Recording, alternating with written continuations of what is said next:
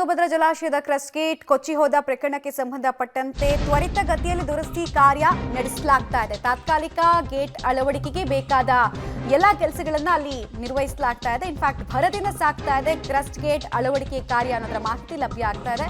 Gate ಅಳವಡಿಕೆ ಕಾರ್ಯಕ್ಕೂ ಮುಂಚೆ ವಿಶೇಷ ಪೂಜೆಯನ್ನು ನೆರವೇರಿಸಲಾಗಿದೆ.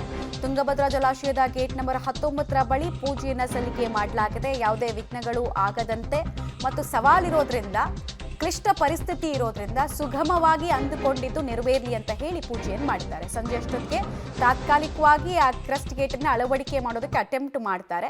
ಸೊ ಅದಕ್ಕೂ ಮುಂಚೆ ಪೂಜೆ ಕೈಂಕರ್ಯಗಳನ್ನು ಇಲ್ಲೂ ಮಾಡಿದ್ದಾರೆ. ಆಸ್ತಿಕ ವರ್ಗದ ಅತಿ ದೊಡ್ಡ ನಂಬಿಕೆ ಯಾವುದೇ ಒಳ್ಳೆ ಕೆಲಸ ಮಾಡೋಕೆ ಹೋದಾಗಲೂ ಮಹತ್ತರ ಕೆಲಸ ಮಾಡೋಕೆ ಹೋದಾಗಲೂ ಪೂಜೆ ಮಾಡೋದು. ಸೊ ಇಲ್ಲೂ ನೆರವೇರಿಸಲಾಗಿದೆ.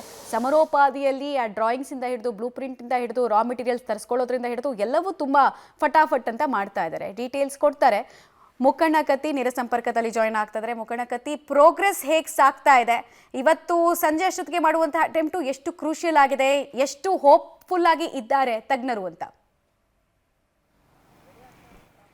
ಹೌದು ಮಮತಾ, ಹೇಳ್ಬೇಕಂದ್ರೆ ತುಂಗಭದ್ರಾ ಜಲಾಶಯ ಕಳೆದ 3 ದಿನಗಳ ಹಿಂದೆ 19ನೇ ತುಂಗಭದ್ರಾ ಜಲಾಶಯದ 19ನೇ ಗೇಟ್ ಈಗಾಗಲೇ ಕಳಚಿ ಹೋದ ಹಿನ್ನೆಲೆಯಲ್ಲಿ ತಜ್ಞರ ತಂಡ ಆಗಿರ್ಬೋದು ಮತ್ತು ಕಾರ್ಮಿಕರಾಗಿರ್ಬೋದು ಮತ್ತು ನೀರಾವರಿ ಇಲಾಖೆ ಅಧಿಕಾರಿಗಳಾಗಿರ್ಬೋದು ಮತ್ತು ಜನಪ್ರತಿನಿಧಿಗಳು ಸ್ಥಳದಲ್ಲೇ ಬಿಟ್ಟು ಏನಪ್ಪ ಅಂತ ಯುದ್ಧೋಪಾದಿಯಲ್ಲಿ ಕೆಲಸ ಕಾರ್ಯಗಳು ಭರದಿಂದ ಸಾಗ್ತಾ ಇದೆ ಅಂತ ಹೇಳ್ಬೋದು. ಈಗಾಗಲೇ ಗೇಟ್ 19ನೇ ಗೇಟ್ ಮಾದರಿ ಅಂದರೆ ವಿನ್ಯಾಸ ಈಗಾಗಲೇ ಅಂದ್ರೆ ಹೈದರಾಬಾದ್ ಮೂಲದ ತಜ್ಞರಾಗಿರುವಂಥ ಕನ್ನಯ್ಯ ನಾಯ್ಡು ಸಹ ಸ್ಥಳದಲ್ಲೇ ಬಿಟ್ಟು ಅವ್ರು ರಾತ್ರಿನೇ ಮಾಹಿತಿ ತಿಳಿದಂಥ ಬೆಳಗ್ಗೆನೇ ಬಂದು ಕನ್ನಯ್ಯ ನಾಯ್ಡು ಅದರ ಗೇಟ್ ಮಾದರಿಯನ್ನು ನೀಲಕ್ಷಣ ರೆಡಿ ಮಾಡಿ 2 ಕಡೆ ಅಂದರೆ ಗೇಟ್ ಸಿದ್ಧತೆ ಮಾಡೋಕ್ಕೆ 3 ದಿನಗಳಿಂದನೇ ತಯಾರು ಮಾಡಿದ್ರು. ಅದೇ ರೀತಿಯಾಗಿ ಕೊಪ್ಪಳದ ಹೊಸಳ್ಳಿಯಲ್ಲಿರುವಂಥ ಹಿಂದೂಸ್ತಾನ್ ವೆಂಕಟೇಶ್ವರ ಎಂಟರ್ಪ್ರೈಸಸ್ನ ಅಲ್ಲಿ 2 ಗೇಟ್ಗಳ ಸಿದ್ಧತೆ ಮಾಡ್ತಾ ಇದ್ದಾರೆ. ಅದೇ ರೀತಿ ವಿಜಯನಗರದ ನಾರಾಯಣ ಇಂಜಿನಿಯರ್ಸ್ನಲ್ಲಿ ಅಲ್ಲಿ ಸಹ 3 ಗೇಟ್ಗಳನ್ನ ತಾತ್ಕಾಲಿಕ ಇರುವಂಥ ಗೇಟ್ಗಳನ್ನು 64 ಉದ್ದ ಎತ್ತರ ಅಂದರೆ 4 ಅಡಿ ಎತ್ತರದ 5 ಗೇಟ್ಗಳನ್ನು ಸಿದ್ಧತೆ ಮಾಡ್ತಾ ಇದ್ದಾರೆ. ಬರದಿಂದ ಸಾಗ್ತಾ ಇದೆ ಯಾವುದೇ ವ್ಯಕ್ತಿ, ಯಾಕಂದರೆ ಮೊದಲ ಇದ್ದಂಥ 48 ಟನ್ನಿನ ಗೇಟ್ ಒಂದೇ ಇತ್ತು. ಆದರೆ ಈಗ ಅಷ್ಟು ಟನ್ನನ್ನು ಇಳಿಸೋಕ್ಕೆ ಆಗಲ್ಲ.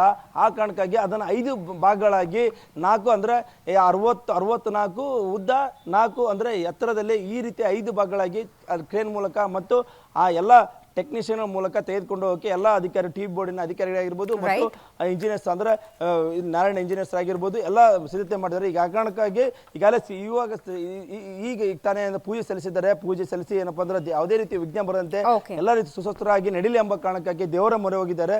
ಎಲ್ಲ ಚೆನ್ನಾಗಿ ಆಗುತ್ತೆ ಎಂಬುದು ಹೇಳ್ಬೋದು ಮಮತಾ. ಆಲ್ ರೈಟ್, ಧನ್ಯವಾದ ಮುಖಂಡ ತಮ್ಮೆಲ್ಲ ಮಾಹಿತಿಗಾಗಿ.